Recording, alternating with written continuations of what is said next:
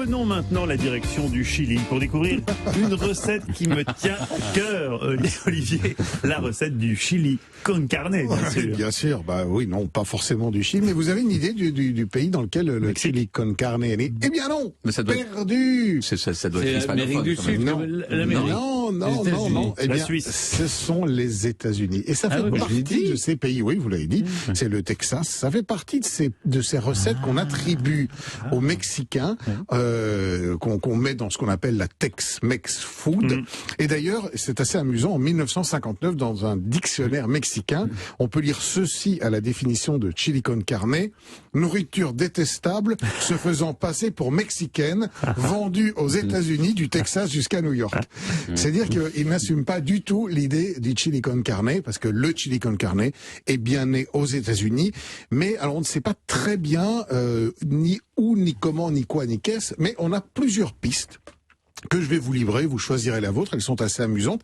Alors certains prétendent que c'est un plat qui aurait pu être créé par les prisonniers de ces États du sud d'Amérique, et on leur donnait souvent du piment, parce que le piment est un ingrédient pas très cher, et que pour célébrer leur libération, ils faisaient cette espèce de ragoût contenant du piment.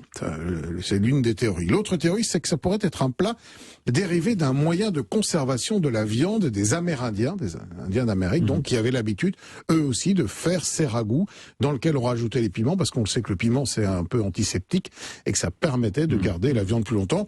Puis j'en propose une autre. Ça pourrait être un plat proposé à l'origine par des femmes qu'on appelle les Chili Queens, qui étaient les reines du piment. Ça a l'air d'être bien crédible, cette version-là. Non, alors ça fait partie des hypothèses les plus crédibles, qui étaient les reines du piment et qui faisaient dans les rues de San Antonio des plats emportés, mijotés, et qui étaient à base de piment. Alors vous l'aurez compris, dans le chili con carne, il faut évidemment du piment, et puis carne, de la viande. C'est généralement de la viande de bœuf qui a été coupée en petits morceaux ou hachés, et le tout mijote assez longuement. Il faut dire que pendant longtemps aussi, les prêtres et les religieux de ces États du sud des Amériques n'aimaient pas ce plat, ils s'en méfiaient, parce qu'il avait une couleur rouge, et ils le baptisaient d'ailleurs la soupe du diable. Et le plat n'avait pas bonne réputation. Alors il n'y a pas un plat, en fait, il n'y a pas un chili con carne, mais il y en a plein, de nombreuses recettes, en fonction évidemment des ingrédients qui la composent. Je vais vous donner ma recette que vous pourrez refaire.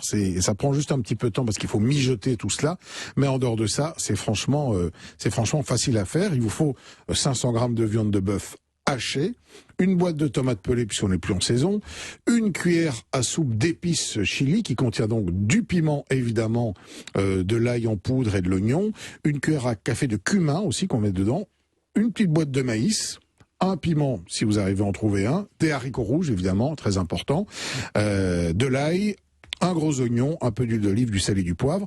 Alors, vos haricots rouges, il faut les faire tremper toute une nuit dans de l'eau, de manière à ce qu'ils se réhydratent. Mais ensuite, on va les cuire, c'est un petit peu long. C'est 1 heure de cuisson à petit frémissement. Déjà, t'as attendu toute une nuit entière, ensuite t'attends 1 heure encore?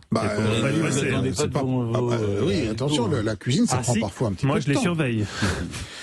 Si vous voulez acheter des haricots en boîte déjà cuits, vous pouvez le faire, vous allez gagner du temps, mais ce sera moins bon. Vous allez faire revenir l'oignon et l'ail qui ont été émincés dans un petit peu d'huile. On rajoute la viande, puis les tomates, le piment évidemment, le cumin. On laisse mijoter 10 minutes. On ajoute ensuite les haricots. On laisse encore mijoter une vingtaine de minutes. On ajoute le maïs à la fin. On rajoute sel, poivre en fonction. Et c'est vrai que ce sont des plats qui sont comme toujours, meilleurs quand ils sont encore réchauffés, quand ils ont cuit très longtemps. Moi, j'adore ce jeu de texture entre la viande, le haricot qui a beaucoup de saveur, et puis ce piment qui vient réveiller tout ça. Vous aimez bien, vous, les jeux de texture, en général. Oui, mais puis je trouve que c'est un plat auquel on pense pas assez. Et en plus, on est dans la saison des haricots. Il fait un petit peu froid, les plats mijotés, c'est bien. Il faut y aller, allons-y. Ce soir, enfin, demain plutôt. Demain, parce que le temps de le faire, mais voilà. Plat américain, non pas mexicain, et encore moins chilien. Et encore moins chilien, évidemment. Merci Olivier, on retrouve toutes vos recettes sur le site europe1.fr.